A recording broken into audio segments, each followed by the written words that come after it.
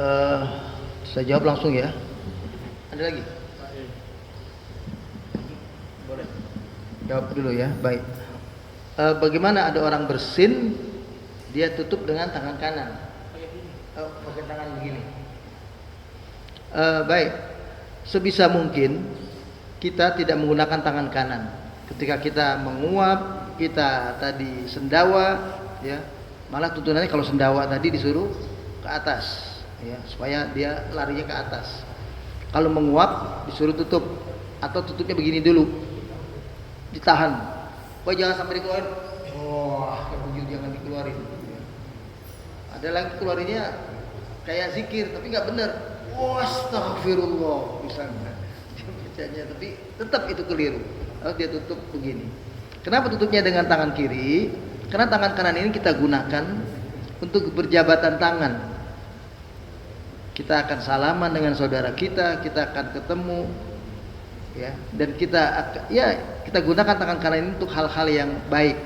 Nah, ini dianggap kurang baik. Adabnya ketika sedang sholat ini tidak baik. Bukan berarti ini sesuatu yang tadi kan sudah dikatakan menguap, ya, sendawa itu bukan haram, tapi adabnya ada. Jadi jangan asal kayak begitu, itu yang jangan. Jadi kalau ada yang bagaimana orang dengan tangan kanan seperti itu, ya kita maklumi saja orang itu. Dan kalau kita tahu, ya kita jangan mau salaman sama orang itu dulu. Jangan-jangan tangannya ada virusnya, tangannya ada apa semuanya. Sementara begitu. Jadi orang mestinya kalau dia tutup, ya baik dia bersin, dia kemudian menguap, tutupnya dengan tangan kiri.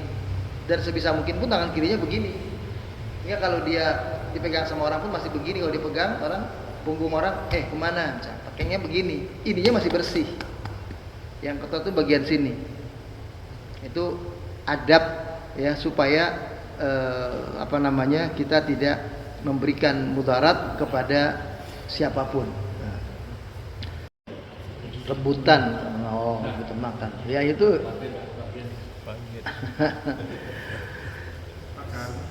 Adabnya jadi tamu supaya kita paham. Ad-dhaif kal mait. Tamu itu seperti mayat. Diam aja. Diperlakukan apa oleh tuan rumah. Mestinya begitu. Tuh, tamu itu begitu. Tuan rumah suruh, ayo makan. Ya kita makan. Tuan rumah bilang duduk, duduk. Tuan rumah belum nyuruh makan, belum nyuruh duduk, diam dan jangan makan. Ya. Tapi kalau tuan rumah sudah menyediakan sesuatu, di mejanya sudah ada air, sudah ada makanan, bukan baru dihidang. Kalau baru dihidang, tadinya kosong, baru dibawa makanan, baru dibawa minuman. Kita sebagai tamu, adabnya adalah tunggu dipersilahkan. Ayo minum, ayo makan. Tapi kalau makanan itu sudah terhidang, kita baru nyampe, langsung udah ada makanan, kayak lebaran. Bahkan makanan udah siap tuh semua. Kita datang masuk, udah ada minuman, udah ada makanan. Itu kalau kita langsung makan tidak apa-apa. Karena itu udah dihidang. Beda dengan baru dibawa. Kalau baru dibawa belum. Ya. Itu malah ada orang yang karena mengerti sudah dihidang, dia nggak nyuruh lagi. Ayo makan, nggak nyuruh lagi. Si tamunya nunggu sampai disuruh. Karena nggak disuruh-suruh, nggak makan-makan dia. Tuan rumahnya beranggapan dia udah ngerti, mestinya ambil sendiri, udah ada di meja. Kalau udah ada makan aja. Dia nunggu disuruh. Akhirnya sampai pulang nggak makan-makan. Nah itu begitu. Nah itu keliru. Kalau sudah dihidang, boleh kita langsung makan.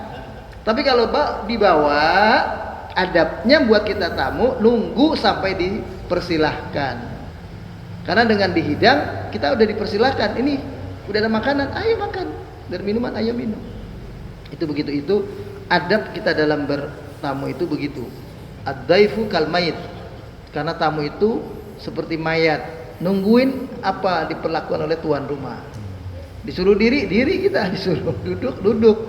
Ya, jangan langsung duduk. Belum disuruh duduk udah duduk duluan.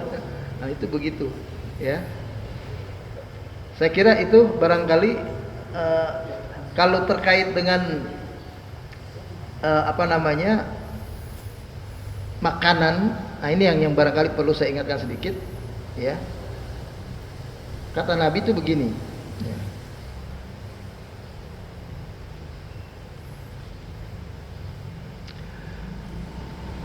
Ketika ada sahabat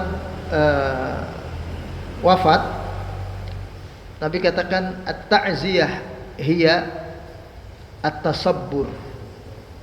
Takziah itu adalah menyabarkan, mengingatkan orang itu supaya sabar. Nabi kalau datang kepada orang yang dapat musibah, beliau katakan di samping kalimat istirja, inna lillahi wa inna ilaihi rajiun, Nabi katakan inna lillahi ma akhadha wa lahu ma a'ta wa kulla syai'in indahu bi ajalin musamma faltasbir wal tahtasib. Sesungguhnya milik Allah apa yang Dia ambil hari ini. Dia ambil anak kita, Dia ambil suami kita, Dia ambil orang tua kita, ya. Dan milik Allah apa yang Dia berikan pada kesempatan lain. Segala sesuatu pada sisi Allah ada batas umurnya, ada batas ajalnya. Pasti semua mati, gitu.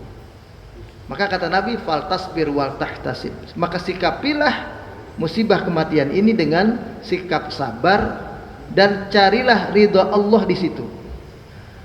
Disuruh kita cari ridha Allah di situ, ikhlaskan maksudnya. Orang sabar dan ikhlas tidak berarti tidak boleh menang, tidak berarti tidak menangis, tidak. Nabi katakan al-ainu tadma. Orang yang dapat musibah boleh menangis, netes air mata. Wal qalbu yahzan. Hati boleh bersedih, boleh. Sedih sunggukan, begitu kok sedih sampai keluar air mata, boleh. Tapi wala naqulu ila ma yurdi rabbana. Tapi tidak boleh terucap dari mulutnya kata-kata yang membuat Allah tidak senang. Jadi kata-kata seperti kenapa dia yang masih muda, kenapa enggak saya yang udah tua ini misalnya. Itu menyalahi Allah, menyalahi malaikat yang nyabut nyawa. Kenapa yang muda? Kenapa dia yang masih energik? Dia yang menjadi tulang punggung nafkah. Kenapa bukan saya yang sakit-sakitan? Saya yang udah tua dan gak berdaya misalnya. Itu gak boleh. Allah mau pilih dia yang muda kok supaya jadi ujian kehidupan kita semua misalnya. Itu gak boleh juga mengatakan kenapa jatuh terus dia mati. Nah, jatuh gak mati, jatuh cuma besut aja misalnya. Gak boleh. Harus yang terucap inna lillahi wa inna ilaihi rajiun. Atau hadza ma qadarallahu lana. Ini sudah takdir Allah. Nah, itu yang begitu penting. Nah, orang bertakziah tujuannya ngingetin itu. Adapun makan-makan itu tambahan, bukan utamanya. Utamanya adalah ngingetin orang yang dapat musibah supaya bersikap sabar. Ya. Jadi kita datang menghibur supaya dia sabar. Bahkan Nabi bilang itu ketika dapat musibah Ja'far itu, at'imu ala Ja'far. Beri makan kepada keluarga Ja'far. Ya. Baru aja dia tertinggal oleh saudaranya atau keluarganya yang wafat. Ya. Jadi ketika baru dapat musibah, maka justru kita disuruh beri makan kepada mereka. Nah, itu begitu. Tuntunannya, jadi lingkungan yang nyediain makan. Tradisi kita ini yang barangkali perlu kita atur sedemikian rupa, menolong orang yang sedang dapat musibah itu. Jangan dijadikan beban, itu aja. Kita mau kumpul tahlil hari ketiga, hari ketujuh, mau hari ke-40, ke-100, 41, 42, 39, boleh saja semua. Kita mau zikir doa silahkan. Tapi jangan sampai ini menjadi beban orang yang sedang mendapatkan musibah. Itu aja yang paling penting. Tekanannya itu di situ. Kalau tetangganya yang bawain, keluarganya yang bawain, menolong silahkan. Di kampung-kampung tuh sampai banyak orang berutang gara-gara harus nyediain makanan kepada orang yang mau datang berzikir, berdoa, tahlil di rumahnya. Ini yang harus dihindari. Zikirnya, doanya, tahlilnya silahkan. Itu bagus buat jenazah terutama, dan buat kita yang hidup ngingetin kita kepada mati. Tapi makannya, apalagi makannya itu seperti mengisyaratkan kayak pesta. Itu kata Nabi an-niyahah, sama dengan meratap. Ya. Kenapa? Karena orang yang meninggal dunia dia meratap lagi. Ini habis begini, pas harus diain ini, dia meratap, dia menangis karena apa namanya? Itu bikin susah dia sebetulnya. Lain hal kalau dia saat itu betul-betul katakanlah dibawain dari tetangganya, misalnya di kampung itu makanya suka ada taruh beras, ada yang taruh apa, ada yang taruh uang. Ya, kita kan juga gitu kan, ada taruh uang apa semuanya. Nah itu kalau seandainya itu diberikan oleh orang lain masih dibenarkan. Itu pun tidak boleh mencerminkan pesta, sekedarnya saja. Tidak boleh lebih mewah dari hidangan makanan walimah. Itu begitu. Itu ada bunyi di mulut, di perutnya. Bisa juga gara-gara lapar ya, bunyi kita belum makan. Bisa juga gara-gara habis makan, bunyi. Nah, kalau bunyi saja kita tidak yakin keluar dalam di dubur yang keluar ada suaranya atau ada baunya, maka keraguan-raguan kita itu dihilangkan. Yakinkan itu bukan buang angin. Itu begitu.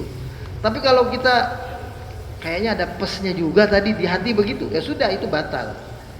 Jangan kita juga kalau tahu itu betul-betul ada suara atau ada rasa kita pes keluar, kita menganggap kayaknya enggak, meyakinkan sesuatu yang sebetulnya sudah harus diyakini. Nah, itu enggak boleh.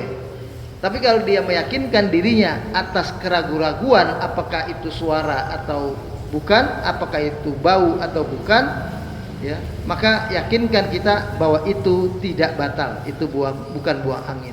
Jadi dalam hal ini pedoman dak ma yaribuk ila ma la yaribuk itu berlaku.